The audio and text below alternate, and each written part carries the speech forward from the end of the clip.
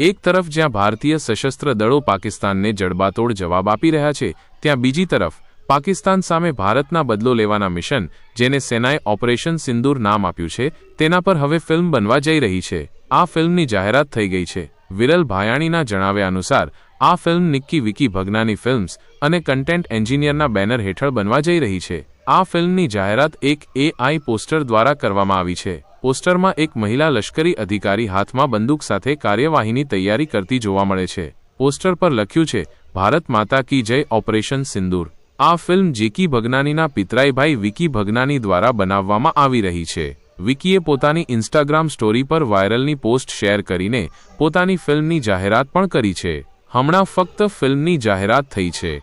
આ ફિલ્મની સ્ટારકાસ્ટ અંગે કોઈ માહિતી શેર કરવામાં આવી નથી. ઉત્તમ મહેશ્વરી અને નીતિન કુમાર ગુપ્તા આ ફિલ્મનું સંયુક્ત રીતે દિગ્દર્શન કરી રહ્યા છે. વિકી ભગનાની બોલિવૂડમાં એક મોટું નામ છે. તેમણે સોનાક્ષી સિંહા સાથે નિકિતા રોય નામની એક ફિલ્મ પણ બનાવી છે. સોનાક્ષીની આ ફિલ્મ 30 મેના રોજ રિલીઝ થઈ રહી છે.